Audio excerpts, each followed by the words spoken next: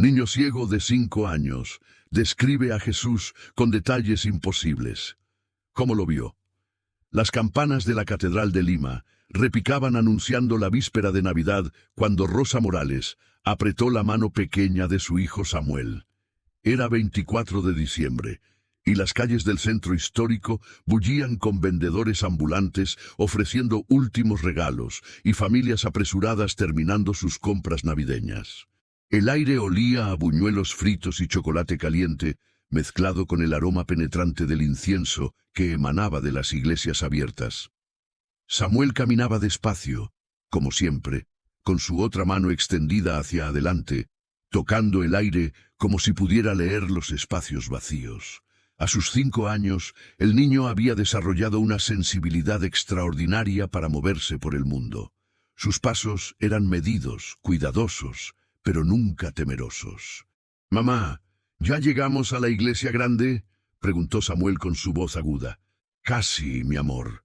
Vamos al convento de Santo Domingo. Tu abuela quería que conocieras ese lugar especial». Detrás de ellos caminaba Carlos Morales, padre de Samuel, cargando una bolsa con pan dulce para compartir después de la visita. Era un hombre de 42 años, mecánico de profesión, con manos callosas de trabajar metal y rostro marcado por noches sin dormir. Junto a él iba su suegra, Matilde, mujer de 70 años, que había insistido en esta visita navideña. «En este convento», explicaba Matilde con voz temblorosa de emoción, «hay pinturas de los tiempos de la colonia, imágenes de santos y del Señor Jesús, que han estado ahí por más de 400 años». Samuel giró su cabeza hacia la voz de su abuela, aunque sus ojos no enfocaban nada. Donde deberían estar los globos oculares, las cuencas permanecían cerradas, cubiertas por piel delicada. Había nacido con anoftalmia bilateral, una condición rara donde los ojos simplemente nunca se formaron en el útero. No había nada que operar, nada que corregir. Samuel Morales había llegado al mundo sin la capacidad física de ver. Los médicos se lo habían explicado a Rosa y Carlos cuando el bebé tenía apenas 3 días de vida. Su hijo nunca procesará información visual. Su cerebro no tiene los circuitos necesarios porque nunca recibió estímulos visuales durante el desarrollo fetal. No puede tener imágenes mentales, ni siquiera conceptos de colores o formas. Su mundo es sonido, tacto, olfato y gusto. Rosa había llorado durante semanas.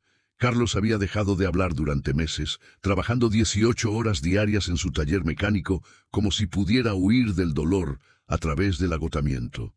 Pero Samuel había crecido, y contra todo pronóstico, era un niño alegre, curioso, con una sonrisa que iluminaba su rostro incluso cuando sus ojos permanecían eternamente cerrados. Entraron al convento por la puerta principal de madera tallada. El interior era fresco, perfumado con ese olor particular de lugares antiguos. Piedra húmeda, cera de velas, madera vieja y santidad acumulada. Sus pasos resonaban contra los pisos de baldosas coloniales, mientras una guía del museo, identificada con una placa que decía «Doctora Carmen Paz, historiadora de arte», se acercaba a saludarlos. «Buenas tardes, bienvenidos al convento de Santo Domingo», dijo la mujer con voz profesional, pero cálida. Era una mujer de unos 50 años. Cabello recogido en un moño apretado, lentes de montura dorada y una pasión evidente por su trabajo. «Mi nombre es Carmen. ¿Es su primera visita?» «Sí», respondió Matilde. «Queríamos mostrarle a mi nieto». «Samuel tiene una condición», interrumpió Rosa suavemente, habituada a explicar la situación. «Nació sin ojos, pero le encanta escuchar descripciones de cosas. Tiene una imaginación maravillosa». La doctora Paz miró a Samuel con una mezcla de compasión y respeto profesional. «Qué bendición que hayas venido, Samuel. Este lugar tiene muchas historias que contar. ¿Te gustaría escucharlas?» Samuel asintió con entusiasmo, su carita iluminada con una sonrisa. El grupo comenzó el recorrido por los claustros coloniales. La doctora Paz describía cada pintura con detalle meticuloso. «Esta es una obra del siglo XVII. Muestra a Santo Domingo recibiendo el rosario de manos de la Virgen María. El artista utilizó técnicas traídas de la escuela cusqueña. ¿Pueden ver el uso abundante de pan de oro? Samuel escuchaba atentamente, su cabeza girando hacia la voz de la guía, haciendo preguntas ocasionales. ¿De qué color es el manto? ¿Qué tan grande es la pintura? Preguntas normales para un niño ciego, tratando de construir un mapa mental de un mundo que nunca podría ver. Después de 40 minutos de recorrido, llegaron a una sala más pequeña, una capilla lateral donde colgaban pinturas de Cristo. La habitación estaba iluminada por velas votivas que proyectaban sombras danzantes sobre las paredes de piedra. El aire olía intensamente a cera derretida e incienso. «Y aquí tenemos nuestra colección de imágenes cristológicas», anunció la doctora Paz con reverencia. «Esta pintura en particular es una de las más antiguas del convento. Data de 1632, creada por un artista anónimo de la escuela limeña. Representa a Jesús como el buen pastor». Pero antes de que pudiera continuar, Samuel soltó la mano de su madre. El niño dio 3 pasos hacia adelante, directamente hacia la pintura más grande de la pared. Sus manos se extendieron, palpando el aire, hasta que sus dedos pequeños tocaron el marco dorado, luego el lienzo. «Samuel, no toques», comenzó Rosa, pero algo en la postura de su hijo la detuvo. El niño permanecía inmóvil, sus dedos rozando la superficie pintada donde estaba representado el rostro de Jesús. Un hombre de tez pálida, cabello rubio, largo y ondulado, cayendo sobre los hombros, ojos azules mirando hacia el cielo, barba larga y sedosa, rasgos europeos delicados. «¿Samuel?», susurró Carlos acercándose a su hijo. Entonces Samuel habló, pero no con su voz infantil usual. Había algo en su tono, una certeza absoluta que heló la sangre de todos los presentes. «¿Está mal?». «¿Qué dijiste, mi amor?», preguntó Rosa. Samuel giró su cabeza, sus cuencas cerradas, dirigidas hacia donde estaba su madre, y repitió con más fuerza. «Esta pintura está mal. Jesús no tenía el pelo así». Un silencio pesado cayó sobre la capilla. La doctora Paz frunció el ceño confundida. «Samuel, esto es solo una representación artística. Nadie sabe exactamente cómo...». «Su barba era más corta», interrumpió Samuel, su mano todavía tocando el cuadro. «Y rizada. No era lisa así. Era más oscura, casi negra, con algunos pelos rojizos cuando le daba el sol». Matilde se persignó, murmurando una oración. Carlos y Rosa intercambiaron miradas de preocupación. «Sus ojos», continuó Samuel, ahora con voz más alta, casi urgente, «eran color miel oscura, no azules. Como el jarabe de dátil que me das, mamá, cuando se ve con el sol detrás. Ese color exacto». La doctora Paz dio un paso hacia el niño, su expresión cambiando de confusión profesional a asombro académico. «Samuel, ¿cómo puedes saber?» «Y tenía una cicatriz». El niño movió su mano por el rostro de la pintura hasta llegar a la ceja izquierda.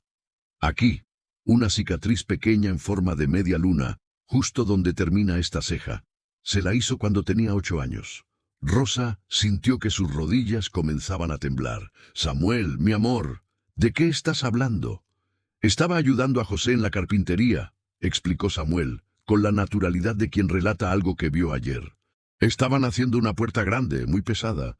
Samuel, quiero decir Jesús, cuando era niño, intentó levantar una tabla que era demasiado pesada para él. Se resbaló y el borde le golpeó justo aquí». Tocó su propia ceja izquierda. José se asustó mucho. María limpió la sangre y le puso miel para que sanara. Pero la cicatriz se quedó para siempre. Carlos agarró el brazo de su esposa, ambos mirando a su hijo con una mezcla de terror y asombro. «Sus manos...». Samuel bajó su propia mano hacia la parte inferior de la pintura, donde estaban representadas las manos de Jesús en un gesto de bendición.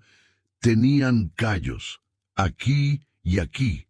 Señaló ubicaciones específicas en la palma y base de los dedos.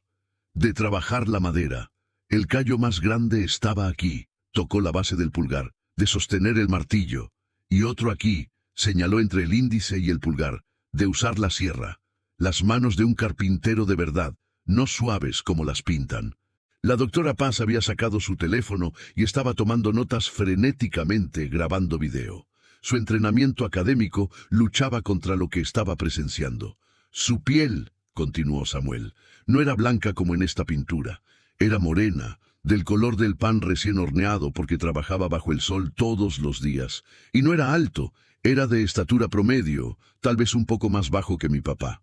«Samuel», la voz de la doctora Paz temblaba ligeramente. «¿Cómo sabes todo esto, niño?» Samuel finalmente se volteó, apartando su mano de la pintura. Sus cuencas cerradas estaban dirigidas hacia la historiadora, y cuando habló, había lágrimas comenzando a formarse en las comisuras de sus párpados inexistentes.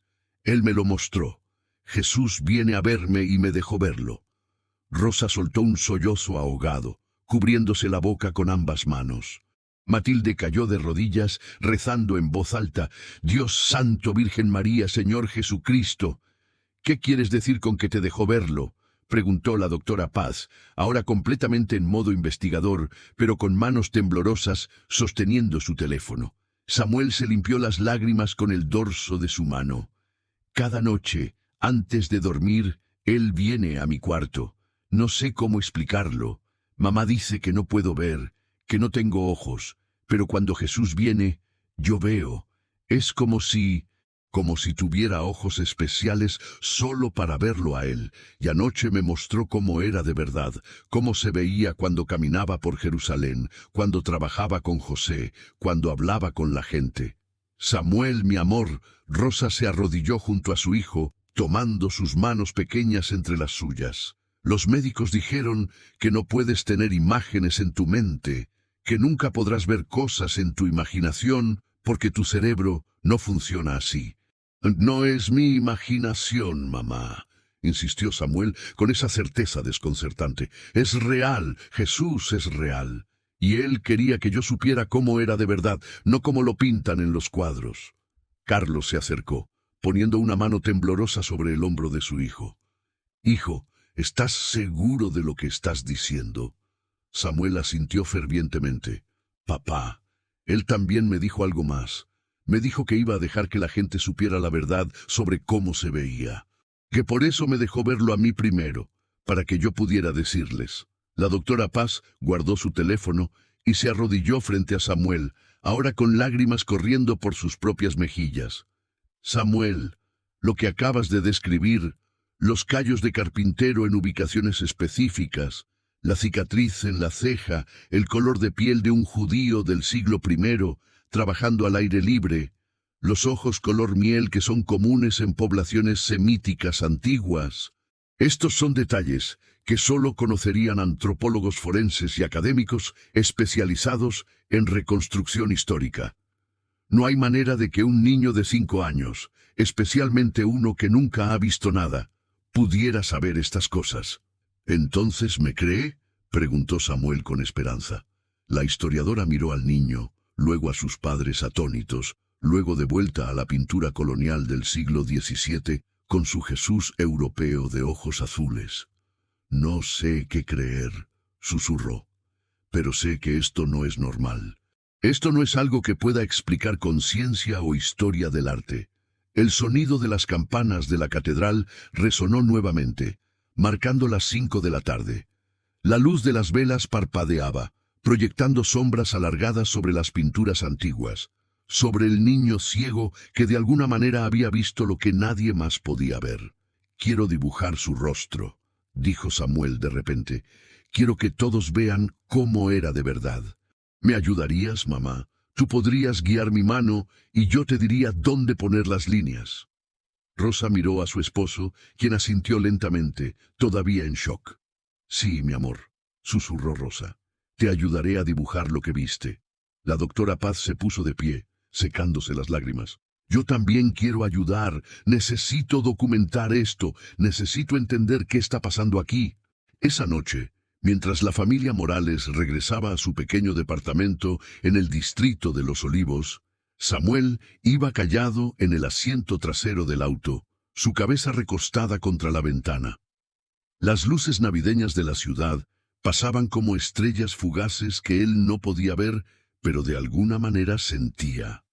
«Samuel», llamó Rosa desde el asiento delantero. «¿Sí, mamá? ¿De verdad ves a Jesús?». Hubo un momento de silencio, Solo el sonido del motor del auto viejo y el tráfico de la víspera navideña. Sí, mamá. Y él me dijo algo más. ¿Qué te dijo, mi amor? La voz de Samuel era pequeña, pero firme en la oscuridad del auto. Me dijo que lo que está por venir va a ser difícil de creer, que mucha gente no va a entender, pero que yo tengo que ser valiente y decir la verdad, porque la verdad es lo único que importa. Rosa intercambió una mirada con Carlos, quien mantenía sus ojos fijos en el camino, sus nudillos blancos sobre el volante. No sé qué está pasando, susurró Carlos finalmente. Pero sea lo que sea, vamos a estar juntos como familia. ¿De acuerdo? De acuerdo, papá, respondió Samuel, y por primera vez en toda la tarde sonrió. Era la sonrisa de un niño que había visto algo imposible, algo hermoso, algo que cambiaría todo. Las campanas de medianoche pronto anunciarían la Navidad, y en un pequeño departamento de Los Olivos, una familia se prepararía para dormir sin saber que su vida estaba a punto de cambiar de maneras que desafiarían todo lo que el mundo entendía sobre lo posible y lo imposible, sobre la fe y la realidad, sobre ver y creer. Porque a veces los ojos del alma ven más claro que los ojos de la carne. Y a veces Dios elige a los que el mundo considera ciegos para revelar las verdades que los videntes nunca podrían comprender. Si esta historia ha tocado tu corazón y te identificas o estás pasando por algo parecido, deja tu petición de oración en los comentarios. Dios ve cada lágrima y cada necesidad. No están solos. La mañana del 25 de diciembre amaneció con un cielo gris sobre Lima, amenazando con una de esas lluvias ligeras que caracterizan el verano costeño. Pero Rosa Morales no había dormido pensando en el clima. Había pasado toda la noche despierta, mirando a su hijo dormir, observando sus párpados cerrados, moviéndose como si estuviera viendo algo en sus sueños. Algo que su cerebro supuestamente no podía procesar.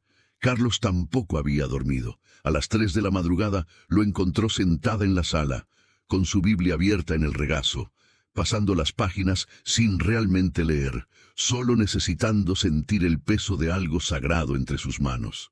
«No puedo dejar de pensar en lo que pasó», susurró Carlos, sentándose junto a ella en el sofá raído.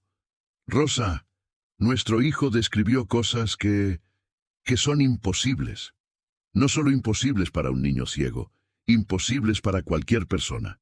Lo sé». Rosa cerró la Biblia marcando la página con su dedo. «He estado leyendo sobre las apariciones, sobre los milagros, tratando de entender. Y no hay nada que explique esto. Los santos que tienen visiones pueden ver porque tienen ojos. Los profetas en la Biblia tenían sentidos normales, pero Samuel...» Su voz se quebró. «Samuel nunca ha visto nada. Los doctores fueron muy claros. Su cerebro no tiene la capacidad de crear imágenes visuales, y sin embargo describió una cicatriz específica de cuando Jesús era niño», terminó Carlos. «Una historia que no está en ninguna parte de la Biblia». Permanecieron en silencio, escuchando los primeros sonidos de la ciudad despertando, vendedores ambulantes pregonando tamales para el desayuno navideño, el camión de la basura rechinando por la calle, el ladrido distante de perros. «¿Crees que estamos locos?», preguntó Rosa finalmente. «¿Crees que deberíamos llevarlo con un psiquiatra?» Carlos tomó la mano de su esposa. «Creo que deberíamos llevarlo con todo tipo de médicos. No porque piense que está loco, sino porque necesitamos entender qué está pasando. Si esto es real, si esto es de Dios, entonces resistirá cualquier escrutinio. La verdad no teme a la investigación». A las 8 de la mañana, después de un desayuno de panetón que nadie realmente probó, Carlos hizo una llamada al doctor Javier Mendoza, neurólogo pediatra del Hospital Rebagliati, que había tratado a Samuel desde bebé. «Doctor Mendoza, sé que es Navidad, pero necesitamos hablar con usted urgentemente». «¿Está bien, Samuel?». La voz del médico sonaba preocupada. «Físicamente sí, pero algo ha pasado, algo que no podemos explicar». 2 horas después, la familia Morales estaba sentada en el consultorio privado del doctor Mendoza, un hombre de 60 años, con cabello completamente blanco, y la paciencia de alguien que ha dedicado su vida a casos complicados. Había aceptado verlos en su día libre porque la urgencia en la voz de Carlos lo había alarmado. «Déjenme ver si entendí correctamente», dijo el doctor, después de escuchar la historia completa, sus dedos tamborileando sobre su escritorio. Samuel describió características físicas detalladas de Jesús, incluyendo elementos que no podría conocer, y afirma que Jesús se le aparece cada noche y le permite ver su rostro. «Exactamente», confirmó Rosa. El doctor Mendoza se quitó sus lentes, limpiándolos cuidadosamente mientras organizaba sus pensamientos. «Carlos, Rosa, ustedes saben que he tratado a Samuel desde que nació. He seguido su caso muy de cerca. La anoftalmia bilateral de Samuel no es solo ausencia de ojos, es ausencia de todo el sistema óptico, no tiene nervios ópticos, no tiene córtex visual desarrollado. Su cerebro literalmente no tiene el hardware necesario para procesar información visual». «Lo sabemos», dijo Carlos. «Entonces, también deben entender que lo que están describiendo es neurológicamente imposible. Samuel no puede tener imágenes mentales visuales, no puede soñar con colores o formas, no puede imaginar un rostro. Su cerebro nunca aprendió a hacer eso porque nunca recibió input visual durante sus periodos críticos de desarrollo». «Pero lo hizo», insistió Rosa. «Describió detalles específicos. La doctora Paz del convento lo grabó todo. Ella misma dijo que los detalles coinciden con lo que los expertos saben sobre judíos del siglo I». El doctor Mendoza suspiró profundamente. «Necesito examinarlo. Necesito hacer algunos tests. Y, con su permiso, me gustaría involucrar a algunos colegas. Un psiquiatra infantil, un neurocientífico, quizás incluso un especialista en fenómenos neurológicos inusuales». «¿Piensa que está inventando cosas?», preguntó Carlos con un tono defensivo. «No sé qué pensar», admitió el doctor honestamente, «pero necesito descartarlo todo. Alucinaciones, falsos recuerdos implantados, algún tipo de sincronicidad con información que escuchó sin darse cuenta. Necesito ser científico sobre esto, incluso si lo que encuentre desafía mi entendimiento científico». Samuel, que había estado callado todo este tiempo jugando con un rompecabezas de texturas en la esquina del consultorio, habló de repente. «Puedo dibujar su rostro. Si me ayudan, puedo mostrarles exactamente cómo se veía». El doctor Mendoza se giró hacia el niño. «Samuel, ¿puedes explicarme cómo es que puedes ver a Jesús si no tienes ojos?». El niño dejó el rompecabezas, girando su cara hacia donde venía la voz del doctor. «No veo con ojos normales, doctor Mendoza. Es diferente. Cuando Jesús viene es como si me prestara sus ojos, como si por un momento yo pudiera ver a través de él». «¿Y dónde ocurre esto? ¿En tu cuarto?». «Sí, casi siempre en mi cuarto, en la noche, pero a veces en otros lugares también. Anoche vino otra vez». Rosa se enderezó. «¿Anoche, después de que llegamos del convento?». Samuel asintió.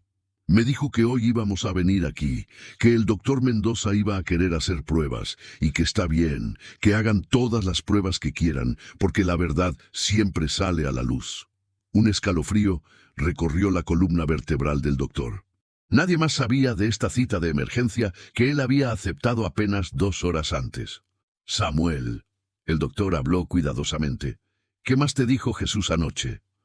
«Me dijo que mucha gente no va a creer, que van a tratar de buscar explicaciones científicas, pero que eso está bien porque Dios creó la ciencia también, que la ciencia y la fe no son enemigas, son como 2 idiomas diferentes hablando sobre el mismo Dios».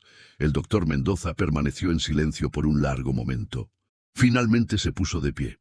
«Voy a hacer algunas llamadas. Quiero que vean a Samuel los mejores especialistas que pueda conseguir». Y Samuel se arrodilló frente al niño.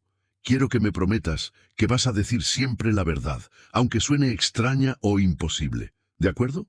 «Lo prometo, doctor Mendoza». Durante los siguientes 10 días, Samuel fue sometido a una batería de exámenes que hubiera agotado a cualquier adulto. El doctor Mendoza llamó a colegas en Lima, en otros países de Latinoamérica, incluso consultó con especialistas en Estados Unidos e Israel. El primero fue el doctor Ricardo Salazar, psiquiatra infantil con 30 años de experiencia. Pasó 5 sesiones con Samuel, aplicando tests cognitivos, evaluaciones de memoria, pruebas de sugestibilidad. Su informe fue desconcertante. El paciente no muestra signos de psicosis, esquizofrenia infantil o trastorno delusional. No hay evidencia de falsos recuerdos implantados. Su narrativa es consistente, detallada, y él mismo expresa confusión sobre el mecanismo de sus experiencias. Cuando se le presentan imágenes en relieve de diferentes rostros humanos para que identifique mediante tacto, no muestra capacidad superior al promedio, lo que descarta hiperestesia compensatoria. No puedo explicar cómo adquirió la información que posee sobre características físicas específicas de individuos históricos. Luego vino la doctora Patricia Ramírez, neurocientífica especializada en percepción y cognición. Realizó resonancias magnéticas funcionales, electroencefalogramas, tests de actividad cortical. Su reporte fue aún más perturbador. Los scans cerebrales confirman ausencia completa de córtex visual primario desarrollado. Las áreas 1B1 a B5 están presentes pero dramáticamente subdesarrolladas, consistente con anoftalmia congénita. No hay evidencia de plasticidad cerebral compensatoria en estas áreas. Sin embargo, durante las sesiones donde el paciente describe sus visiones de la figura religiosa, observamos activación inusual en áreas temporales y parietales asociadas con memoria episódica y construcción espacial. Esta activación no debería ser posible dada la ausencia de input visual previo. Es como si el cerebro estuviera procesando información visual que nunca aprendió a procesar. En 30 años de neurociencia nunca he visto algo así. El 4 de enero, Carlos recibió una llamada del doctor Mendoza. Necesito que traigan a Samuel mañana. He contactado a un colega muy especial, un neurólogo israelí que está en Lima por casualidad para una conferencia, Dr. Abraham Cohen, del Instituto Weizmann. Él ha estudiado casos extremadamente raros de fenómenos neurológicos inexplicables. Al día siguiente, en un consultorio del Hospital Británico, un hombre de unos 65 años con barba blanca y kipá les dio la bienvenida. El doctor Cohen tenía ojos amables detrás de lentes gruesos y un acento hebreo marcado. Shalom, familia Morales. Gracias por permitirme conocer a Samuel. Durante 3 horas, el doctor Cohen examinó a Samuel de maneras que los otros médicos no habían considerado. No solo tests neurológicos, sino preguntas sobre los detalles específicos que había descrito. Samuel, dijiste que Jesús tenía una cicatriz en la ceja de cuando era niño. ¿Puedes describir exactamente cómo se veía? Samuel trazó una línea curva en el aire con su dedo. Era como una media luna pequeña, más clara que el resto de su piel, porque era piel nueva que creció sobre la herida. Así de grande. Mostró con sus dedos una distancia de aproximadamente 2 centímetros. ¿Y los callos en sus manos? Samuel extendió sus propias manos pequeñas, señalando ubicaciones precisas. El más grande aquí, de sostener herramientas, era grueso, amarillento, y otro aquí, del movimiento de serruchar, y pequeños callos en las puntas de estos dedos. Tocó los índices y pulgares de clavar clavos.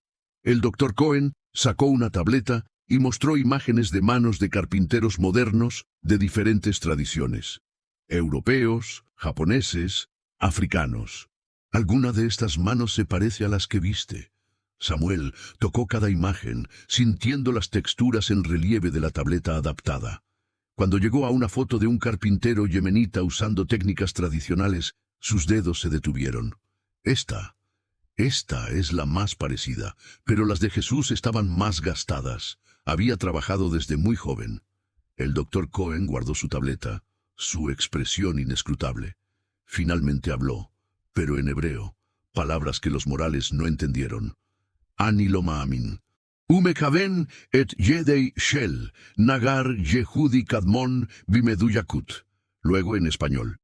Lo que acaba de describir son exactamente las manos de un carpintero judío antiguo que trabajaba con herramientas de la época del Segundo Templo. La ubicación de los callos corresponde al uso de sierras de diente simple, martillos de cabeza plana y técnicas de clavado sin pretaladrado. Esto no es información disponible en libros para niños o incluso en la mayoría de textos académicos.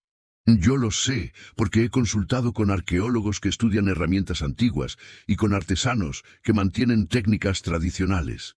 Entonces, ¿le cree? Preguntó Rosa con voz temblorosa. El doctor Cohen quitó sus lentes, limpiándolos lentamente mientras consideraba su respuesta. Señora Morales, soy un hombre de ciencia. También soy un judío observante. En mi tradición tenemos un concepto, Nes Nistar, milagros ocultos. Algunos milagros son obvios, dramáticos. Otros son sutiles, trabajando dentro de las leyes de la naturaleza, pero de maneras que desafían probabilidad y explicación. Se volvió a colocar los lentes, mirando directamente a Samuel. Lo que su hijo ha descrito no es científicamente posible según nuestro entendimiento actual del cerebro y la percepción. Pero la precisión de sus detalles tampoco puede ser coincidencia o invención. Hay tres opciones. 1. Es un fraude elaborado, lo cual descarto completamente después de examinarlo. 2. Es un fenómeno neurológico completamente nuevo que debemos estudiar. O 3. Hizo una pausa significativa. Es exactamente lo que él dice que es. Una experiencia espiritual genuina que trasciende los límites de la biología. ¿Cuál cree usted que es?, preguntó Carlos. El doctor Cohen sonrió suavemente. No lo sé. Y no estoy seguro de que necesitemos saberlo con certeza. Pero sí sé esto. Su hijo está diciendo la verdad tal como él la entiende. Y la información que posee es extraordinariamente precisa. Eso es suficiente para mí para querer investigar más. Se arrodilló frente a Samuel, poniendo una mano gentil sobre el hombro del niño. Samuel, en mi tradición, creemos que Hashem, el nombre, Dios, a veces elige a las personas más inesperadas para revelar verdades importantes, no a los sacerdotes o a los eruditos, sino a los niños, a los pastores, a los simples. ¿Sabes por qué? Samuel negó con su cabeza. Porque las personas simples no tienen motivos ocultos. No están tratando de impresionar a nadie o ganar poder. Solo están diciendo lo que vieron, lo que vivieron. Apretó suavemente el hombro del niño. Sea lo que estás experimentando, Samuel, hay una razón por la que te eligió a ti. Un niño que nunca ha visto el mundo con ojos físicos, pero que tal vez puede ver con algo más profundo. Jesús me dijo algo así, respondió Samuel. Me dijo que me eligió porque yo no tengo ideas preconcebidas sobre cómo deben verse las cosas, que puedo ver su verdadero rostro porque no estoy cegado por todas las pinturas falsas. Un silencio reverente llenó el consultorio. El doctor Cohen se incorporó, intercambiando una mirada con el doctor Mendoza, que había permanecido observando todo el intercambio. Quiero proponerles algo, dijo el doctor Cohen. Samuel dice que puede dibujar el rostro que ha visto. Me gustaría facilitar eso, pero de una manera científicamente documentada. Podemos grabar el proceso completo, tener observadores independientes, usar técnicas forenses para verificar que el resultado no está basado en imágenes existentes. Y luego, podemos comparar el resultado con reconstrucciones antropológicas de judíos galileos del siglo I. ¿Y si el dibujo coincide?, preguntó Rosa. Entonces, el doctor Cohen sonrió. Tendríamos una de dos cosas, o la coincidencia más extraordinaria en la historia de la humanidad, o evidencia de que algo genuinamente inexplicable está ocurriendo. ¿Y si no coincide?, preguntó Carlos. Entonces, sabremos que, aunque Samuel está siendo sincero, hay algo sobre sus experiencias que aún no entendemos. Pero de cualquier manera, buscaremos la verdad, porque la verdad, miró a Samuel, como tu Jesús aparentemente te dijo, siempre merece la luz. Esa noche, de regreso en su casa, Rosa preparó la cena mientras Carlos ayudaba a Samuel con su baño. Cuando el niño estaba metido en su cama, con sus sábanas de dinosaurios y su osito de peluche gastado, Rosa se sentó a su lado. Mi amor, ¿tienes miedo de todo lo que está pasando? Samuel pensó por un momento. A veces, es extraño que tantos doctores me hagan preguntas. Pero Jesús me dijo que no tenga miedo, que Él va a estar conmigo en cada paso. ¿Viene a verte cada noche? No todas las noches, pero muchas. A veces solo viene a sentarse conmigo. No siempre me muestra cosas. A veces solo está ahí. Y me siento seguro. Rosa limpió una lágrima de su mejilla. ¿Sabes qué, Samuel? Yo también me siento más segura ahora. Al principio tenía miedo, pero ahora siento que estamos siendo parte de algo importante. Algo que podría ayudar a mucha gente. Eso es lo que Jesús dice también, murmuró Samuel, comenzando a quedarse dormido. Dice que esto no es solo para mí. Es para todos los que han olvidado cómo era realmente, todos los que lo convirtieron en un hombre blanco europeo en las pinturas, cuando él era judío, moreno, trabajador. Dice que es importante que la gente recuerde que él fue uno de ellos, que entendió lo que es trabajar con las manos, sudar bajo el sol, tener callos y cicatrices. Duerme, mi amor. Rosa besó su frente. Mamá. Samuel agarró su mano antes de que se fuera. ¿Puedo empezar a dibujar mañana? Quiero mostrarles cómo era realmente, antes de que olvide algún detalle. Sí, mi amor, mañana empezamos. Pero Samuel no tendría que esperar hasta mañana para volver a ver a su visitante nocturno. Esa noche, mientras sus padres dormían inquietos en el cuarto contiguo, Samuel sintió la presencia familiar entrando a su habitación. No hacía ruido. No había luz física, pero Samuel sabía que estaba ahí. «Hola, Jesús», susurró en la oscuridad, y en su mente o en su espíritu o en ese lugar misterioso donde lo imposible se encuentra con lo sagrado, Samuel vio de nuevo el rostro que ningún ojo humano había visto con tal claridad. El rostro de un carpintero judío de Nazaret, con barba rizada, ojos color miel, piel curtida por el sol y una cicatriz en forma de media luna sobre su ceja izquierda, testimonio de una infancia trabajadora y muy humana. «Mañana empiezas a mostrarles», le dijo la voz sin palabras. «Prepárate, pequeño Samuel, lo que viene será difícil, pero también será hermoso, porque la verdad siempre es hermosa, incluso cuando es difícil de aceptar». Y Samuel, el niño que veía sin ojos, durmió profundamente, sus manos moviéndose ligeramente como si ya estuviera trazando líneas invisibles en el aire, dibujando un rostro que cambiaría cómo el mundo recordaba al hombre más famoso de la historia. El 6 de enero, día de los Reyes Magos, amaneció con un calor húmedo característico del verano limeño. En el departamento de los Morales, Rosa había preparado el comedor como un estudio improvisado. Papel especial de textura, lápices de grafito de diferentes durezas y una lámpara portátil para grabar en video de alta definición el proceso completo. El doctor Cohen había insistido en documentar cada momento.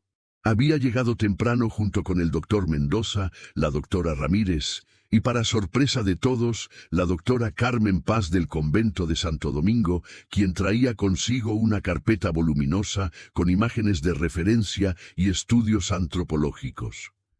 ¿Están seguros de que quieren hacer esto?, preguntó Rosa nerviosa, mientras Samuel se sentaba en su silla frente a la mesa vacía. «Necesitamos verlo», respondió la doctora Paz. «Si Samuel realmente ha visto algo, necesitamos compararlo con lo que sabemos de reconstrucciones históricas». El doctor Cohen instaló 3 cámaras en diferentes ángulos. «Todo será grabado continuamente, sin ediciones, sin cortes. Esto es importante para la credibilidad del proceso».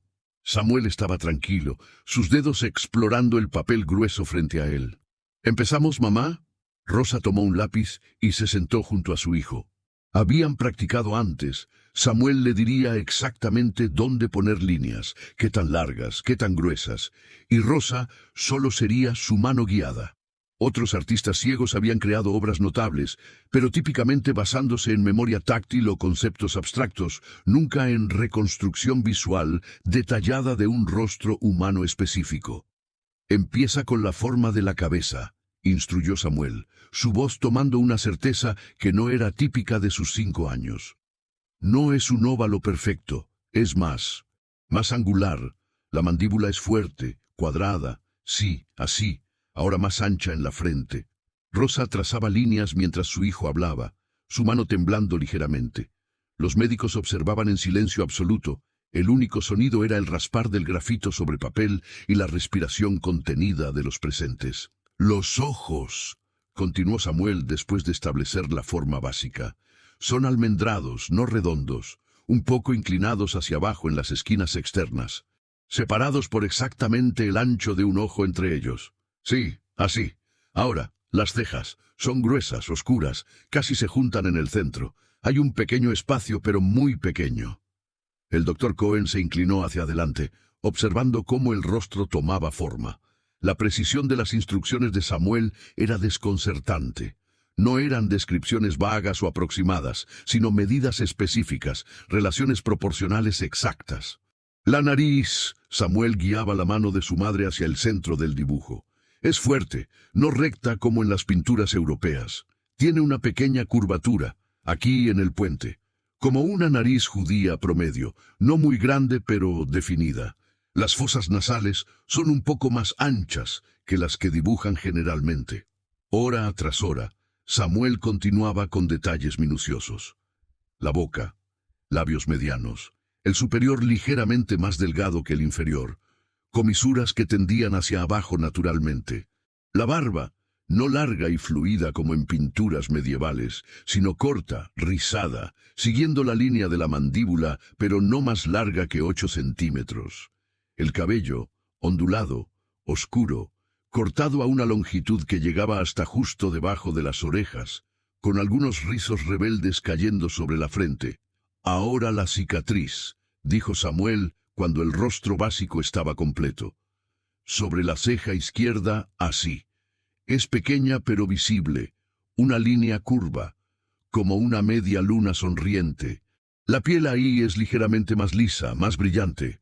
Rosa trazó la marca con mano temblorosa. Cuando terminó, miró el dibujo y soltó un pequeño sollozo.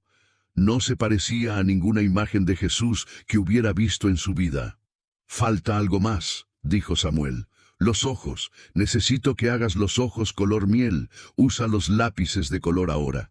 Con lápices de colores, Rosa sombreó los iris. Un color ámbar profundo, dorado en algunos puntos, más oscuro en otros, con pequeñas motas que Samuel describía con precisión casi fotográfica. Cuando finalmente terminaron, después de 6 horas continuas con solo breves descansos, el dibujo estaba completo. Los presentes se quedaron en silencio, mirando el papel. El rostro que emergía del dibujo era el de un hombre judío de Medio Oriente, probablemente de 30 y tantos años, con rasgos semíticos marcados, piel que claramente sería morena, ojos inteligentes y gentiles, y una expresión que mezclaba fuerza y compasión. No había nada europeo en él, nada de las representaciones tradicionales de Jesús que llenaban iglesias y museos. La doctora Paz abrió su carpeta con manos temblorosas, sacando varias imágenes. Estos son trabajos de antropólogos forenses basados en cráneos de judíos galileos del siglo I encontrados en excavaciones arqueológicas. Son reconstrucciones científicas de cómo probablemente se veían los hombres de esa región y época. Colocó 3 reconstrucciones junto al dibujo de Samuel. El parecido era asombroso. La forma del rostro, la estructura ósea, los rasgos faciales, todo coincidía dentro de márgenes normales de variación individual. «Dios mío», susurró el doctor Mendoza. Es antropológicamente preciso». El doctor Cohen había sacado su teléfono, comparando el dibujo con imágenes que tenía guardadas. «Esto es consistente con lo que sabemos sobre morfología facial de poblaciones judías antiguas. La nariz, la estructura de las cejas, la forma del rostro, la textura probable del cabello». Samuel, o quien sea que le mostró esto, conocía detalles anatómicos específicos. «No es solo anatomía», añadió la doctora Paz, señalando elementos específicos. «La longitud del cabello es consistente con prácticas judías de la época. No tan corto como romanos, no tan largo como nazireos, justo en el término medio culturalmente apropiado. La barba recortada pero presente, consistente con la Torá, pero no extremadamente larga. Incluso los callos que mencionó en las manos», señaló un pequeño boceto secundario que Samuel había pedido hacer, «están exactamente donde esperaríamos encontrarlos en un carpintero de la época». Rosa miraba a su hijo con una mezcla de asombro y algo parecido al temor reverente. «Samuel, mi amor, ¿cómo pudiste recordar todos estos detalles?». Samuel, agotado por el esfuerzo de concentración de 6 horas, recostó su cabeza en la mesa. No los recordé, mamá. Mientras dibujábamos, él estaba aquí. Podía verlo de nuevo. Solo describía lo que estaba viendo. Un escalofrío recorrió la habitación. ¿Está aquí ahora?, preguntó el doctor Cohen suavemente. Samuel negó con su cabeza. Ya se fue. Pero dijo que hizo bien su trabajo, que esto es exactamente como quería que saliera. La doctora Ramírez, la neurocientífica, que había permanecido mayormente en silencio, finalmente habló. Necesito decir algo desde mi perspectiva profesional. Lo que acabamos de presenciar es neurológicamente imposible. Samuel no solo describió un rostro humano con precisión fotográfica, describió relaciones espaciales, proporciones, detalles anatómicos, todo sin haber visto nunca un rostro humano. Su cerebro no tiene la estructura necesaria para almacenar, procesar o recuperar información visual de esta manera. Y sin embargo, lo hizo. ¿Qué estás diciendo?, preguntó Carlos. Estoy diciendo que, como científica, no tengo explicación. Esto cae fuera de todos los paradigmas de neurociencia que conozco. O necesitamos reescribir completamente nuestro entendimiento de cómo funciona el cerebro humano, o... Hizo una pausa significativa. Necesitamos aceptar que acabamos de presenciar algo que la ciencia actual no puede explicar. El doctor Cohen recogió el dibujo cuidadosamente, sosteniéndolo bajo la luz. ¿Puedo hacer algo con este dibujo? Me gustaría enviarlo a colegas en Israel, especialmente a antropólogos forenses del Instituto de Arqueología de la Universidad Hebrea. Ellos tienen las bases de datos más completas sobre morfología facial de poblaciones antiguas de Judea.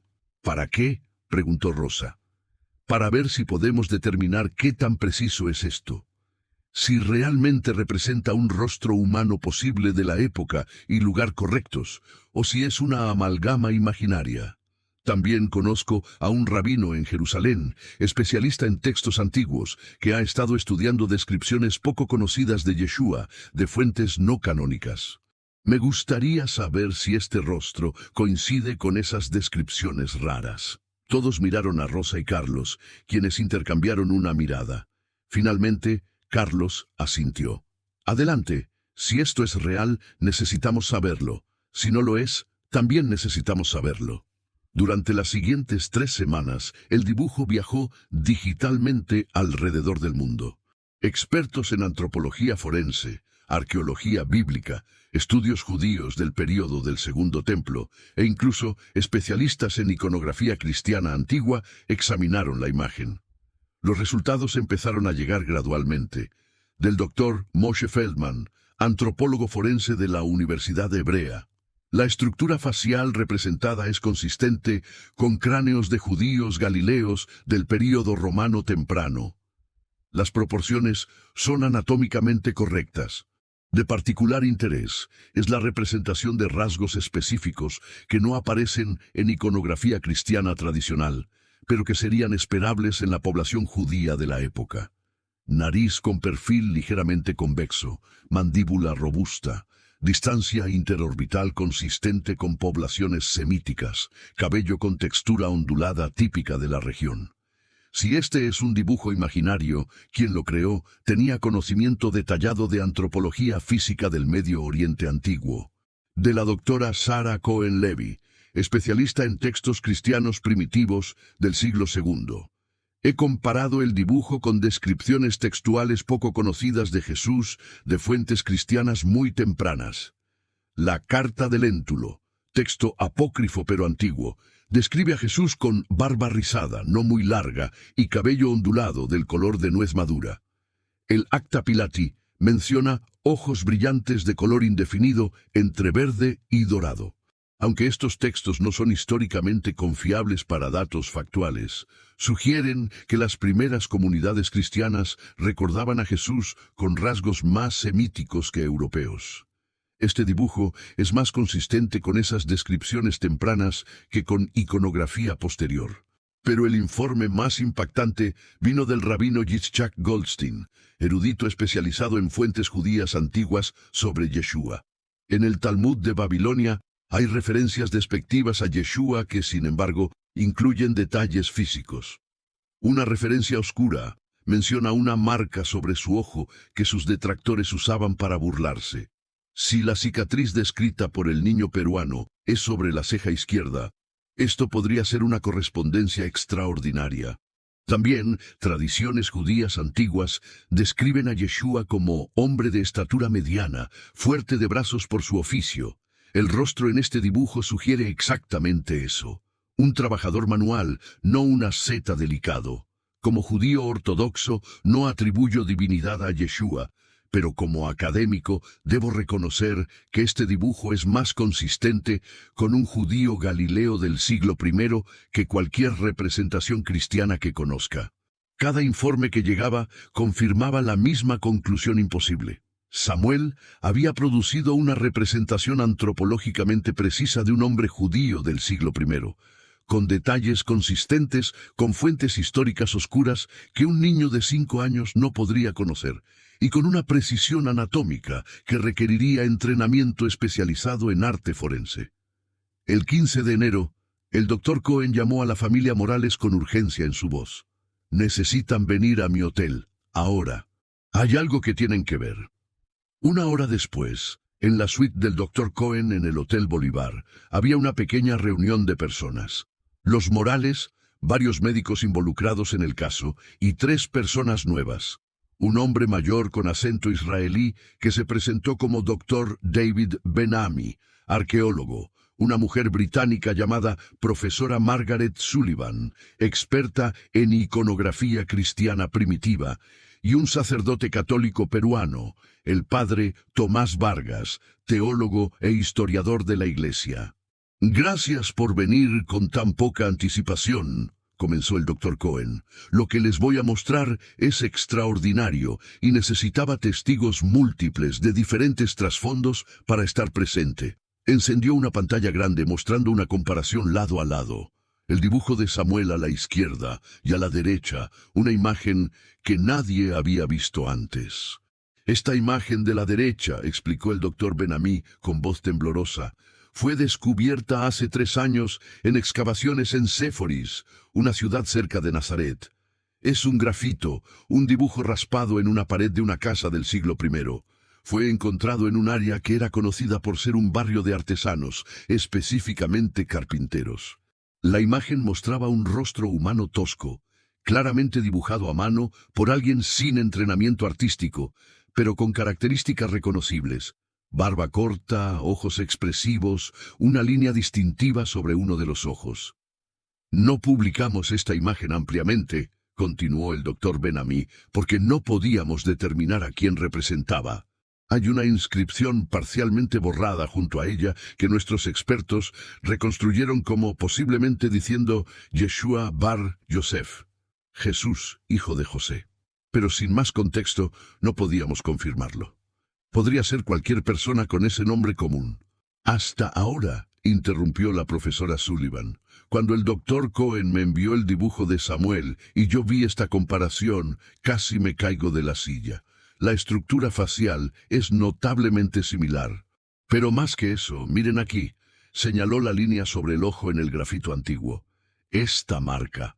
El artista antiguo la dibujó específicamente, significando que era una característica notable de la persona». «La cicatriz», susurró Rosa. «Exactamente», confirmó el doctor Ben-Ami. «Una cicatriz sobre el ojo izquierdo suficientemente prominente para que alguien en el siglo I sintiera necesario incluirla en un dibujo rudimentario. Y Samuel describió exactamente esa misma cicatriz en la misma ubicación, con una historia específica sobre cómo se la hizo». El padre Vargas, que había permanecido callado, finalmente habló con voz solemne. «Como teólogo e historiador de la Iglesia, debo ser escéptico de afirmaciones extraordinarias, pero debo admitir que lo que estamos viendo aquí va más allá de coincidencia. La probabilidad de que un niño ciego invente detalles que coinciden con evidencia arqueológica no publicada es astronómicamente baja». «Hay más», dijo el doctor Cohen. «Samuel no solo describió un rostro, describió callos específicos en las manos, consistentes con carpintería del siglo I. Describió textura de cabello, color de ojos, estructura facial, todo anatómicamente correcto para la población y época. Y ahora sabemos que al menos un detalle, la cicatriz, aparece en evidencia arqueológica contemporánea. ¿Qué están diciendo?, preguntó Carlos, su voz tensa. La profesora Sullivan respondió cuidadosamente. Estamos diciendo que, desde una perspectiva académica puramente objetiva, el dibujo producido por Samuel es la representación más históricamente precisa del rostro de Jesús de Nazaret que existe en el mundo moderno. No es teología, es antropología y arqueología. Samuel, sentado en el regazo de su madre, habló de repente. Jesús dijo que esto pasaría, me dijo que la gente necesitaría pruebas, evidencia. Por eso me mostró detalles específicos que otros podrían verificar, para que supieran que era real. El doctor Cohen se arrodilló frente al niño. Samuel, ¿Jesús te ha dicho algo más? ¿Algo sobre por qué está haciendo esto ahora, después de 2000 años? Samuel pensó por un momento, luego asintió. Dice que la gente ha olvidado que él fue humano de verdad, que no era un ángel rubio en una pintura. Era un hombre judío que trabajaba con sus manos, que sudaba, que se cansaba, que tenía cicatrices y callos. Dice que cuando la gente olvida su humanidad, también olvida que él entiende sus luchas. Lágrimas corrían por las mejillas de varios de los presentes. Y dice algo más, continuó Samuel. Dice que hay más que mostrar, que su rostro es solo el principio, que dejó algo escondido hace mucho tiempo, esperando a ser encontrado cuando el mundo estuviera listo. ¿Qué cosa?, preguntó el doctor Ben-Ami, su voz de arqueólogo inmediatamente intrigada. Su imagen real, dijo Samuel simplemente. No un dibujo o una pintura. Su imagen verdadera, impresa de alguna manera especial. Está esperando en Tierra Santa, en un lugar donde nadie ha pensado buscar. El doctor Ben-Ami intercambió miradas con el doctor Cohen. ¿Puedes decirnos dónde? No todavía, respondió Samuel. Jesús dice que primero la gente necesita ver este dibujo, necesita entender que él era real, era humano, era judío. Después, cuando más personas estén listas para creer, mostrará dónde está su imagen. ¿Pero puedes describirnos este lugar?, preguntó el padre Vargas. Samuel asintió. Es una tumba, pero no la tumba que todos piensan. Es otra, cerca de Gólgota, en un jardín. Tiene 2 cámaras, pero solo la primera se conoce. La segunda está sellada, escondida. Ahí es donde está. El doctor Ben-Ami sacó su teléfono rápidamente, sus dedos volando sobre la pantalla. Hay un sitio llamado la Tumba del Jardín en Jerusalén, propuesto en el siglo XIX como alternativa al Santo Sepulcro. Pero los arqueólogos lo descartaron como la tumba real de Jesús, porque no encontraron nada importante adentro, terminó Samuel. Pero no buscaron en el lugar correcto, no buscaron la segunda cámara. El silencio en la habitación era absoluto, roto solo por el sonido distante del tráfico de Lima, afuera de la ventana del hotel. Finalmente, el doctor Cohen habló. Si vamos a considerar esto seriamente, necesitamos permisos, equipo apropiado, supervisión académica. No podemos simplemente empezar a excavar en sitios arqueológicos basándonos en las visiones de un niño. Pero podemos investigar, agregó el doctor Ben-Ami, su voz temblando con emoción, apenas contenida. Podemos usar tecnología no invasiva, georradar, tomografía, escáneres ultrasónicos. Si hay una cámara sellada, podemos encontrarla sin tocar nada. ¿Y si la encontramos?, preguntó la profesora Sullivan. El padre Vargas respondió con voz solemne. Entonces estaremos ante algo que cambiará la historia del cristianismo y la arqueología bíblica para siempre. Rosa abrazó a su hijo más fuerte. Samuel, mi amor, ¿estás seguro de lo que estás diciendo? Esto es muy grande, muy importante. Samuel asintió, sus cuencas cerradas dirigidas hacia su madre, con esa expresión serena que se había vuelto familiar en las últimas semanas. Estoy seguro, mamá. Jesús me está mostrando la verdad porque quiere que todos la conozcan. No tengo miedo. Él está conmigo. Afuera de la ventana, el sol de enero comenzaba a ponerse sobre Lima, pintando el cielo de naranjas y rojos. Dentro de la habitación del hotel, un grupo de científicos, teólogos y una familia humilde comenzaban a planear una expedición que los llevaría al corazón de Tierra Santa, siguiendo las visiones de un niño que veía sin ojos. La verdad, como Samuel había dicho, siempre encuentra la manera de salir a la luz. Y a veces viene de los lugares más inesperados, hablada por las voces más improbables, vista por aquellos que nunca han visto el mundo con ojos de carne, pero que ven con claridad perfecta con los ojos del espíritu. El dibujo estaba completo, el rostro verdadero había sido revelado, pero el viaje más extraordinario apenas comenzaba. Pasaron 6 semanas entre la reunión en el Hotel Bolívar y el momento en que Samuel Morales, su familia y un equipo de investigadores internacionales aterrizaron en el aeropuerto Ben Gurión de Tel Aviv. 6 semanas de preparativos frenéticos. Permisos arqueológicos que normalmente tomaban años fueron acelerados gracias a la influencia del doctor Ben-Ami en la Autoridad de Antigüedades de Israel. Negociaciones delicadas con las autoridades religiosas de Jerusalén que controlaban sitios sagrados y debates acalorados entre escépticos y creyentes sobre la validez de emprender una expedición arqueológica basada en las visiones de un niño. Los medios de comunicación habían empezado a olfatear la historia. El dibujo de Samuel había sido filtrado a través de contactos académicos y ya circulaban artículos en publicaciones especializadas con títulos como «El rostro verdadero de Jesús», «Niño ciego peruano crea retrato antropológicamente preciso» y «Científicos desconcertados por precisión histórica de visiones infantiles». Rosa había protegido ferozmente a Samuel de la atención mediática.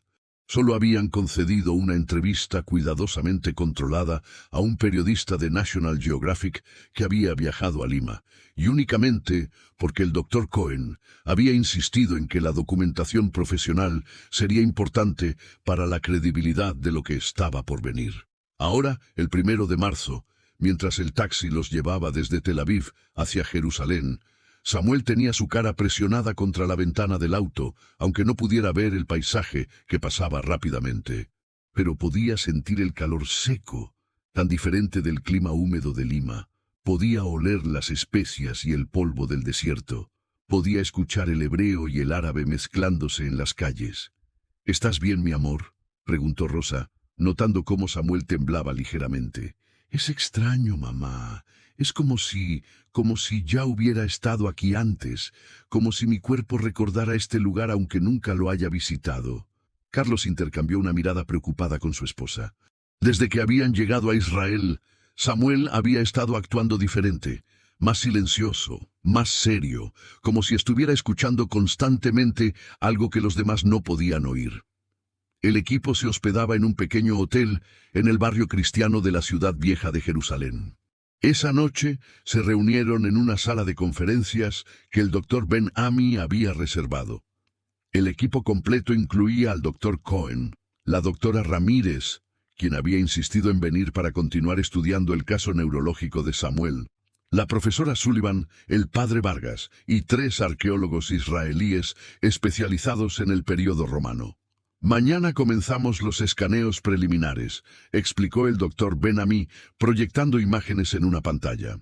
La tumba del jardín, también conocida como tumba de Gordon, ha sido explorada y documentada extensivamente desde 1867. Es un sitio turístico popular, administrado por una organización evangélica británica. Les he explicado nuestra misión y han dado permiso para nuestros escaneos, aunque con comprensible escepticismo. Mostró fotos del sitio. Un jardín tranquilo en Jerusalén Este, cerca de la estación central de autobuses, con una tumba excavada en roca caliza. La tumba tiene una cámara principal con un banco funerario.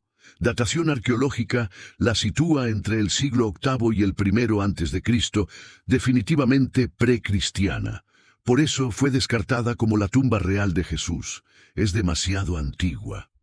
«Pero Samuel dice que hay una segunda cámara», añadió el Dr. Cohen. «Exactamente. Y aquí es donde se pone interesante». El Dr. Ben-Ami cambió la diapositiva a un diagrama arquitectónico. Las tumbas judías del período del Segundo Templo A menudo tenían múltiples cámaras. No sería inusual que una tumba más antigua fuera reutilizada o expandida. Si hay una segunda cámara sellada, nuestro georradar la encontrará. ¿Y si la encuentran?, preguntó Rosa, su mano apretando la de Samuel. Entonces tendremos una decisión muy difícil que tomar, respondió el padre Vargas. Abrir una tumba sellada en Jerusalén no es solo un asunto arqueológico, es político y religioso. Necesitaremos aprobación de múltiples autoridades, israelíes, palestinas, cristianas, potencialmente musulmanas y judías también si el sitio se considera significativo. Pero primero veamos si existe, intervino uno de los arqueólogos israelíes, el doctor Levi Shapiro, un hombre pragmático de 50 años con una larga barba gris. 99% de las veces, estas historias no llevan a nada. Con todo respeto al niño. Samuel, que había estado callado hasta ahora, habló. La encontrarán, está ahí. Jesús me lo mostró anoche otra vez. Me mostró exactamente dónde está la pared falsa. A la mañana siguiente, a las 6 de la madrugada, para evitar turistas, el equipo llegó a la tumba del jardín. El lugar era hermoso en la luz temprana, un jardín bien cuidado con flores y árboles, un estanque tranquilo, y la tumba misma excavada en un acantilado de piedra caliza blanca. Samuel había insistido en ir primero a la tumba antes de que comenzaran los escaneos. Rosa lo guió cuidadosamente por el sendero de piedra, su mano pequeña agarrándola de ella con fuerza. Cuando llegaron a la entrada de la tumba, Samuel se detuvo abruptamente. Su cuerpo se puso rígido, sus cuencas cerradas, dirigidas hacia la abertura oscura. «¿Samuel?» Carlos puso una mano en el hombro de su hijo. «Él estuvo aquí», susurró Samuel, su voz apenas audible. «No en esta cámara, en la otra. Pero estuvo aquí. Puedo sentirlo. Es como si el lugar recordara». Los pelos en la nuca de Rosa se erizaron. Varios de los arqueólogos se miraron incómodos. Samuel entró a la tumba, sus manos extendidas tocando las paredes de piedra. El interior era fresco, olía a roca húmeda y antigüedad. La cámara principal era pequeña, aproximadamente 2,5 metros por 3 metros, con un banco funerario cortado en la pared. Samuel se movió lentamente alrededor de la cámara, sus dedos leyendo la piedra como braille. De repente se detuvo en la pared posterior, sus manos planas contra la superficie.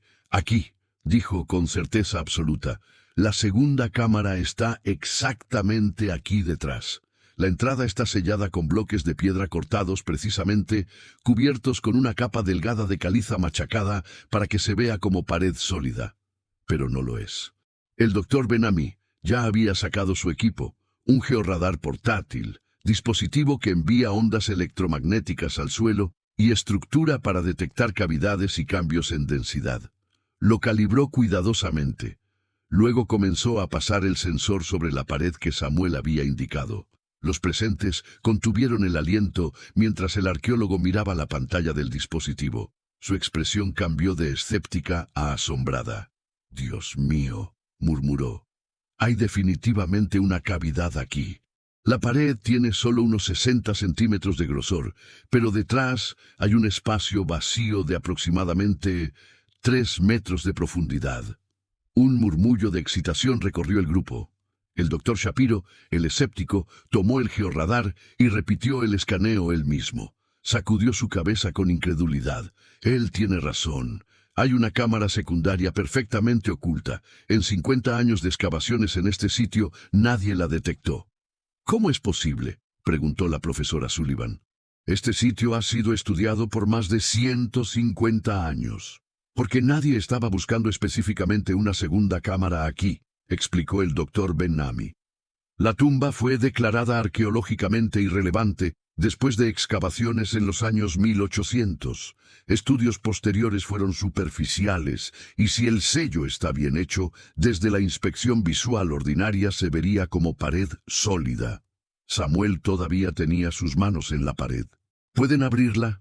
El doctor Ben-Ami miró a sus colegas arqueólogos. «Técnicamente sí, pero necesitamos permisos específicos. Esto cambia todo. Si hay una cámara sellada del periodo correcto y si contiene algo de significancia, necesitamos abrirla hoy». interrumpió Samuel, su voz súbitamente urgente. Jesús dice que si esperamos, algo malo va a pasar. Dice que hay personas que no quieren que esto se descubra, que van a intentar evitarlo. Samuel, eso no es cómo funciona la arqueología, comenzó el doctor Shapiro pacientemente. Hay protocolos, procedimientos. Por favor. Samuel se giró hacia ellos, lágrimas comenzando a correr de sus párpados cerrados. Sé que suena loco, pero Jesús me dijo específicamente, hoy. Tiene que ser hoy. Después será muy tarde. Rosa y Carlos miraron a su hijo, reconociendo esa urgencia particular que había aprendido a asociar con sus momentos más intensos de conexión espiritual. Doctor Ben-Ami, dijo Carlos firmemente, ¿qué tan difícil sería obtener permiso de emergencia? El arqueólogo israelí pensó por un momento. Tengo algunos contactos en la Autoridad de Antigüedades. Si presento esto como una situación de preservación urgente, potencialmente amenazada por filtración de agua o riesgo de colapso, ¿estaría mintiendo?, preguntó el padre Vargas. Estaría exagerando un riesgo potencial, respondió el doctor Ben-Ami con una pequeña sonrisa. En el mundo de la arqueología israelí, a veces hay que ser creativo con los procedimientos, especialmente cuando el descubrimiento podría ser significativo. Pasó las siguientes 3 horas al teléfono, hablando en hebreo rápido con varios oficiales. Finalmente, a las 11 de la mañana, regresó con una expresión de triunfo cauteloso. Tenemos 24 horas de permiso de excavación de emergencia, pero tenemos que documentar cada paso meticulosamente y necesitamos representantes de 3 autoridades religiosas presentes, cristiana, judía y musulmana, porque el sitio cae en área potencialmente disputada. Para las 2 de la tarde había un pequeño grupo reunido fuera de la tumba. Además del equipo original, ahora había un rabino ortodoxo, un sacerdote ortodoxo griego y un sheik musulmán, además de 2 oficiales de la Autoridad de Antigüedades de Israel y un equipo de documentación con cámaras profesionales. Esto es muy irregular, comentó uno de los oficiales, un hombre joven llamado Yossi. Nunca he visto un permiso de emergencia emitido tan rápido. Tiempos extraordinarios requieren medidas extraordinarias, respondió el doctor Ben-Ami, ya vistiéndose con equipo de protección. Samuel y su familia fueron colocados fuera de la tumba durante la apertura inicial por seguridad, junto con las autoridades religiosas y la mayoría de los observadores. Solo entraron el doctor Ben-Ami, el doctor Shapiro, un especialista en conservación, y el equipo de cámaras. Desde afuera, a través de monitores, todos pudieron ver el proceso. Primero, una perforación cuidadosa para insertar una cámara de fibra óptica y verificar que había realmente una cavidad. La cámara confirmó un espacio vacío del otro lado. Luego, usando herramientas manuales delicadas, comenzaron a remover el sello de piedra y mortero antiguo. Trabajaban lentamente, preservando cada fragmento para análisis posterior. Después de 2 horas de trabajo meticuloso, crearon una apertura suficientemente grande para que una persona pudiera pasar. El doctor Ben-Ami insertó primero un medidor de calidad de aire, verificando que no había gases peligrosos acumulados durante 2000 años de sellado. El aire está viciado pero respirable, anunció. Voy a entrar. Con una linterna potente y una cámara montada en su casco, el doctor Ben-Ami se agachó y pasó a través de la apertura. Hubo un momento de silencio absoluto. Luego, su voz llegó a través del radio, temblando con una emoción que intentaba controlar profesionalmente. Necesito que todos vean esto. Hay algo aquí. Las cámaras lo siguieron mientras entraba completamente a la cámara oculta. Era ligeramente más grande que la primera cámara, aproximadamente 4 metros por 4 metros, con el techo bajo típico de tumbas del período. Pero lo que captó toda la atención estaba en el centro de la cámara, una mesa de piedra baja, y sobre ella, envuelto en lo que parecía ser lino antiguo preservado, un bulto rectangular. No toquen nada todavía, ordenó el especialista en conservación, entrando cuidadosamente. Necesitamos documentar la posición exacta, tomar muestras de aire, verificar la estabilidad de los materiales. Durante la siguiente hora, el equipo trabajó metódicamente, fotografiando desde todos los ángulos, tomando mediciones, preparando para la remoción del objeto. Finalmente, con guantes especiales y extremo cuidado, el doctor Shapiro y el especialista en conservación levantaron el bulto de lino y lo llevaron fuera a una mesa de trabajo preparada. Samuel, que había estado esperando ansiosamente afuera, casi vibró con intensidad cuando el objeto fue puesto en la mesa. Eso es lo que Jesús me dijo que encontraríamos. Con todos observando en silencio reverente, el especialista en conservación comenzó a desenvolver el lino. Las capas exteriores estaban en sorprendentemente buen estado. El sello de la tumba había preservado los materiales de humedad y deterioro. Cuando finalmente levantaron la última capa de tela, una exclamación colectiva escapó del grupo. Adentro había un sudario, una pieza de lino fino, de aproximadamente 1,5 metros de largo, con manchas oscuras que el tiempo había convertido en un café rojizo. Pero lo que detuvo a todos el corazón fue la imagen visible en la tela, el rostro de un hombre. No era una pintura, era más como una fotografía antigua, una imagen sepia formada por algún proceso desconocido directamente en las fibras del lino. Y el rostro era idéntico al dibujo de Samuel. La profesora Sullivan se tambaleó, necesitando que alguien la sostuviera. Dios misericordioso, es real. El rabino ortodoxo, que había estado observando con escepticismo mal disimulado, se quitó sus lentes, limpiándolos con manos temblorosas. No entiendo. ¿Qué es esto? Es un sudario funerario, explicó el doctor Shapiro, su voz apenas funcionando. Similar a la sábana de Turín, pero el lino es diferente, más fino. Y la imagen fue formada por algún proceso que no involucraba pintura o tinte, terminó el especialista en conservación, examinando el lino con una lupa especializada. Puedo ver que es un cambio químico en las fibras mismas, como si hubieran sido quemadas o alteradas a nivel molecular, pero sin calor real. No hay residuos de pigmento. El doctor Ben-Ami había sacado un kit de datación preliminar.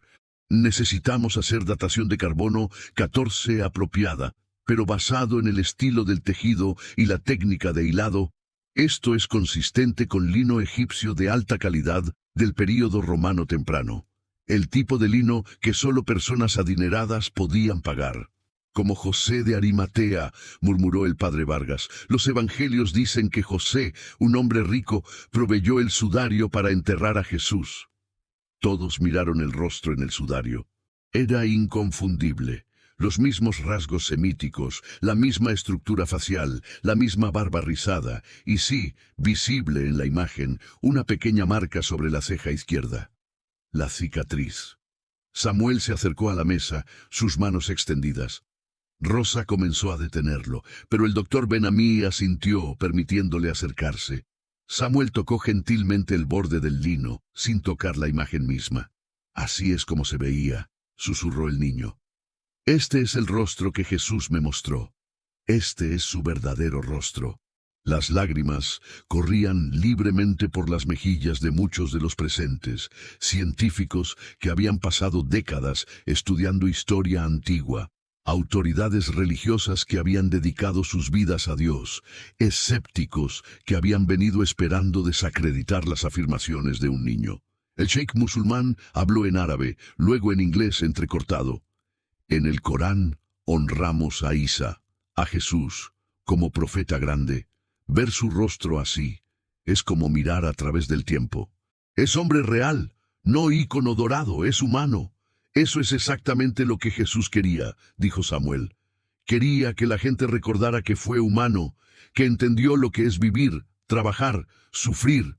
No fue una figura en un vitral, fue un hombre real con cicatrices reales y manos callosas. El sacerdote ortodoxo griego se santiguó repetidamente, murmurando oraciones en griego.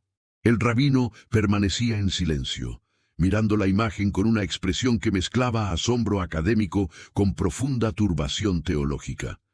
Mientras el sol comenzaba a ponerse sobre Jerusalén, lanzando luz dorada sobre la tumba del jardín, el equipo trabajaba frenéticamente para asegurar el sudario, prepararlo para análisis más extensos y documentar cada aspecto del descubrimiento. Pero Samuel había apartado, sentado en un banco bajo un olivo antiguo, con su madre y padre a su lado. Su rostro estaba sereno, una pequeña sonrisa en sus labios. «¿En qué piensas, mi amor?», preguntó Rosa suavemente. «En que Jesús tenía razón. Me dijo que cuando la gente viera su verdadero rostro, muchos se sorprenderían, algunos no creerían, pero que los que realmente lo necesitaran encontrarían esperanza en recordar que Él fue uno de ellos». «¿Te dijo algo más?», preguntó Carlos. Samuel asintió. «Me dijo que hay una cosa más. Una última cosa que necesito mostrarles. Pero para eso tengo que esperar a mañana. Él va a llevarme a un lugar especial en la ciudad, un lugar donde Él miró su propio reflejo antes de que todo terminara». Rosa y Carlos intercambiaron miradas de preocupación y anticipación. Habían aprendido a confiar en las palabras de su hijo, por imposibles que parecieran.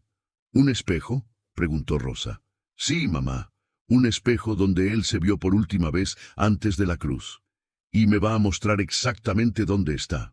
En la distancia, las campanas de la iglesia del Santo Sepulcro comenzaron a sonar, llamando a los fieles cristianos a oración vespertina. Al mismo tiempo, el call to prayer musulmán resonaba desde la mezquita más cercana, y en algún lugar, en una sinagoga, voces judías cantaban los salmos del anochecer. Jerusalén, la ciudad santa para 3 religiones, estaba a punto de ser testigo de algo que desafiaría y uniría a todos sus hijos de maneras que nadie podía predecir aún. Porque la verdad, cuando finalmente emerge después de 2000 años de ocultamiento, no respeta los límites que los humanos han trazado entre sí. La verdad simplemente es, esperando pacientemente a ser descubierta por aquellos humildes, suficiente para recibir, valientes suficiente para compartirla y sabios suficiente para entender que los misterios más profundos, a veces, son revelados a través de los testigos más improbables. Un niño sin ojos estaba mostrando al mundo cómo ver verdaderamente. Y mañana revelaría dónde el hombre que cambió la historia miró su propio rostro mortal por última vez. La mañana del 3 de marzo amaneció con una tormenta inusual sobre Jerusalén. Samuel despertó temprano, sobresaltando a sus padres, cuando entró a su habitación a las 5 de la madrugada. «Es hora, mamá. Jesús está aquí. Me está mostrando el camino». Rosa encendió la lámpara, parpadeando en la luz súbita. «Ahora, mi amor, todavía está oscuro afuera. Tiene que ser ahora, antes de que la ciudad despierte. Él dice que el lugar está bajo tierra, bajo un edificio moderno. Si esperamos, habrá demasiada gente». 40 minutos después, vestidos con ropa para lluvia, los Morales salían del hotel hacia las calles mojadas de la ciudad vieja. Samuel caminaba adelante con una confianza antinatural para un niño ciego en una ciudad extranjera. «Por aquí», decía, girando por callejones estrechos sin vacilación. «Ahora a la izquierda. Sigan el sonido del agua corriendo». Los guió por la vía dolorosa hasta detenerse frente a una tienda moderna de souvenirs. «Abajo. El espejo está en una cisterna antigua debajo de este edificio. Hay otra entrada». Samuel señaló un callejón tan estrecho que apenas habían notado. Una puerta vieja, casi escondida. Encontraron la puerta de metal oxidado, con el candado roto. Detrás había escaleras de piedra descendiendo a la oscuridad. Carlos encendió la linterna de su teléfono. 32 escalones, contaba Samuel. Ahora giren a la derecha. El pasaje llevaba a una cámara antigua, claramente parte de un sistema romano de cisternas. En el centro había un estanque de agua estancada. Allí, Samuel señaló hacia una esquina donde había algo parcialmente sumergido. Carlos se acercó, iluminando con su teléfono. Era un objeto de metal, verde de verdín, pero con forma distintiva, circular, con mango de bronce. «Un espejo», susurró Carlos, levantándolo del agua con manos temblorosas. «Dale vuelta», instruyó Samuel. «En la parte de atrás hay algo escrito». Carlos giró el espejo. En el reverso había letras grabadas, apenas visibles bajo la corrosión. La inscripción dice: «Este rostro llevó tus pecados», dijo Samuel tranquilamente, y está firmado con las iniciales I.H.H. Yeshua ha-Nazaret. Un silencio absoluto cayó sobre la cisterna. «Samuel», la voz de Rosa temblaba, «¿cómo puedes saber eso?» «Porque él me lo está diciendo ahora. Está aquí con nosotros y me está mostrando lo que pasó». El niño se giró hacia el centro de la cámara, como mirando algo invisible. Cuando habló de nuevo, su voz tenía una cualidad diferente. «Fue temprano en la mañana, antes del amanecer. Lo trajeron aquí, parte de la fortaleza Antonia, donde Pilato tenía sus cuarteles. Acababan de arrestarlo. Su rostro estaba hinchado, sangrando, sucio». Rosa soltó un sollozo. Un guardia romano joven le trajo agua para lavarse. Se llamaba Marco. Sintió pena por este prisionero que no se defendía. Le trajo agua y este espejo, su propio espejo personal. «Límpiese», le dijo en griego. Jesús tomó el espejo y se miró por primera vez desde el arresto. Vio su rostro hinchado, sangre seca en su barba, un corte en su labio. Vio al hombre que iba a morir ese día. Se miró largamente, con aceptación, con conocimiento de lo que venía. Marco se sintió extraño. Algo en los ojos de este prisionero lo conmovió. Después de la crucifixión, Marco se convirtió. Abandonó la legión romana y guardó el espejo porque había sido tocado por las manos de Yeshua. Antes de morir, grabó la inscripción: «Este rostro llevó tus pecados». Marco lo escondió aquí, esperando que algún día alguien lo encontrara y recordara: Jesús fue humano. Se miró en un espejo y vio un rostro mortal mirando hacia atrás. Una hora después, la cisterna estaba llena de expertos. El doctor Cohen examinaba el espejo bajo luz especializada. El estilo de las letras es consistente con griego koiné del siglo I. La caligrafía es tosca, no profesional, como la de un soldado romano común. Y miren esto, la doctora Vázquez señalaba la superficie del espejo. Hay residuos orgánicos preservados.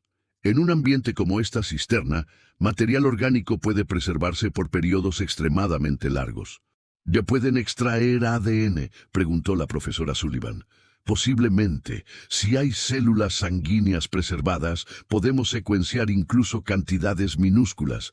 Si este espejo tiene sangre de 2000 años, entonces podríamos tener el perfil genético de Jesús de Nazaret, susurró el doctor Ben-Ami. Durante las siguientes horas, el espejo fue documentado y preparado para análisis de laboratorio. Se tomaron muestras microscópicas con extremo cuidado. El padre Vargas se sentó junto a Samuel en un rincón. ¿Por qué crees que Jesús eligió revelarse así? ¿Por qué ahora? Samuel pensó antes de responder. Dijo que el mundo se ha dividido mucho. Dijo que cuando la gente ve su verdadero rostro, su rostro judío, moreno, trabajador, recordarán que él perteneció a todos, que su mensaje fue para toda la humanidad. ¿Y por qué tú? Porque yo nunca vi con ojos normales. Pude ver con claridad, porque nunca vi con ojos de carne. Es como lo que Jesús dijo: los que son ciegos verán. Los resultados preliminares llegaron esa noche. La datación del espejo, período romano temprano, siglo I. Las inscripciones eran auténticas, y los residuos orgánicos contenían células sanguíneas humanas preservadas. El perfil genético preliminar, sexo masculino, marcadores consistentes con poblaciones de Medio Oriente, haplotipo común en judíos levantinos, edad del material, 2000 años. La sangre es de un hombre judío del siglo I, dijo el doctor Ben-Ami, preservada en un espejo auténtico, encontrado donde un niño ciego dijo que estaría, con inscripción mencionando a Yeshua ha-Nazaret. La probabilidad de coincidencia es astronómicamente baja. Esa noche, Samuel durmió profundamente. Rosa y Carlos se quedaron junto a su cama, observándolo respirar. Cerca de las 3 de la madrugada, Samuel comenzó a moverse inquietamente. Sus párpados cerrados temblaban. De repente, sus ojos comenzaron a moverse debajo de la piel que cubría sus cuencas vacías. Rosa lo notó primero. «Carlos, mira». La piel sobre sus cuencas oculares estaba abultándose, como si algo empujara desde dentro. Samuel comenzó a gemir suavemente, no de dolor, sino de asombro. Sus manos se movieron hacia su rostro. Entonces, lentamente, sus párpados comenzaron a separarse, y debajo había ojos. Ojos reales, completos, globos oculares con iris color avellana oscuro, pupilas funcionando, completamente formados. Rosa gritó, despertando a Samuel. El niño parpadeó por primera vez en su vida, y sus nuevos ojos se enfocaron en el rostro de su madre. «Mamá», susurró con asombro absoluto, «mamá, puedo verte». Rosa sollozaba tocando su rostro con manos temblorosas. «¿Puedes verme? ¿De verdad? Eres hermosa». Y papá giró hacia Carlos. «Te ves exactamente como imaginaba, pero mejor». Samuel miró alrededor con asombro infantil. «Esto es color. Es más hermoso de lo que cualquier descripción podría decir». Durante la siguiente hora, médicos incrédulos llenaron la habitación. El doctor Mendoza examinaba a Samuel, su rostro pasando de escepticismo a asombro. «Esto es creación literal. Estos ojos son biológicamente completos. Córnea, iris, retina, nervio óptico, todo perfecto, y funcionan. Su visión es 20/20. «Es médicamente imposible», agregó la doctora Ramírez. «Su corteza visual, subdesarrollada hace 2 días, ahora está activa, procesando como si hubiera funcionado toda su vida. El cerebro no puede reestructurarse así en horas». «Y sin embargo, aquí está», dijo el doctor Cohen suavemente. «Un niño que nació sin ojos ahora puede ver». Samuel miró al doctor Cohen. «Jesús me dijo, te di vista espiritual para encontrar mi rostro. Ahora te doy vista física para que veas que yo soy real». Es una firma, la firma de Dios en el trabajo que hicimos. 5 días después, en una conferencia de prensa en el Museo de Israel, los hallazgos fueron presentados al mundo. El sudario con el rostro de Jesús, datado al siglo I, mostrando rasgos semíticos consistentes con judíos galileos. El espejo con inscripción mencionando a Yeshua, conteniendo sangre humana de 2000 años, perfil genético consistente con población judía levantina. Y Samuel, sentado en el estrado, con ojos brillantes que miraban con claridad perfecta. La evidencia fue presentada metódicamente. Documentación de su anoftalmia, escaneos cerebrales, certificados médicos confirmando la imposibilidad de visión. Y luego, los exámenes actuales. Ojos funcionales, sin explicación científica posible. Cuando Samuel habló, su voz infantil era clara. «Durante 5 años, viví sin ojos. Los doctores dijeron que nunca podría ver. Pero Jesús vino a mí. Me mostró su rostro verdadero. Me mostró dónde estaba su sudario y su espejo. Y luego me dio ojos. No sé por qué me eligió. Pero creo que fue porque yo no tenía ideas preconcebidas. Pude ver la verdad. Jesús fue real. Fue humano. Tuvo un cuerpo que sangró y sufrió. Fue un hombre que entendió lo que significa vivir, trabajar, sentir dolor. Y ese hombre amó a la humanidad tanto que dio su vida». Samuel miró directamente a la cámara. «No les pido que crean ciegamente. Estudien la evidencia. Pero mantengan sus corazones abiertos. Yo viví 5 años viendo con ojos que no existían. Ahora veo con ojos que no deberían existir. La vista física es maravillosa, pero la vista espiritual es más importante». Los meses siguientes vieron debate global. Los artefactos fueron estudiados por instituciones independientes. Cada estudio confirmaba, auténticos, del período correcto, imposibles de falsificar. El caso médico de Samuel fue revisado en 6 países. Todos llegaron a la misma conclusión. Regeneración completa sin explicación científica, sin precedente en literatura médica. 5 años después, Samuel tiene 10 años. Vive en Lima asistiendo a escuela regular, estudia arte sacro y dice que quiere ser arqueólogo, o médico, o teólogo. El sudario y el espejo están exhibidos en el Museo de Israel. Millones han visitado la exhibición. Todos salen cambiados, habiendo visto el rostro de un carpintero judío de Nazaret, humano y divino. Samuel dice que Jesús todavía lo visita a veces. «Me dice que estoy haciendo bien. Que siga siendo solo yo mismo, porque eso fue siempre suficiente. ¿Y tú qué le dices? Le digo gracias, gracias por confiar en mí, gracias por los ojos. Samuel miró hacia el cielo, y le digo que nunca voy a olvidar su verdadero rostro. El rostro que vi cuando no tenía ojos para ver. El rostro de un carpintero con callos en las manos y una cicatriz en la ceja. El rostro de alguien que fue completamente humano y completamente divino. Ese es el rostro que importa, el rostro real, el rostro que cambió el mundo. Y en algún lugar, en el misterio donde el cielo toca la tierra, ese rostro sonríe, porque la verdad ha salido a la luz, no a través de poderosos o sabios, sino a través de un niño que no tenía ojos, pero que vio con perfecta claridad. Un niño que nos recordó que para ver la verdad, primero debemos cerrar nuestros ojos físicos y abrir los ojos del corazón, porque esos son los ojos que realmente importan. Fin. Si esta historia tocó tu corazón, déjanos tu comentario contando qué fue lo que más te impactó. Y si aún no lo has hecho, suscríbete al canal para no perderte más historias de fe y milagros que transforman vidas. Tu testimonio en los comentarios puede ser el aliento que alguien más necesita hoy. Dios te bendiga.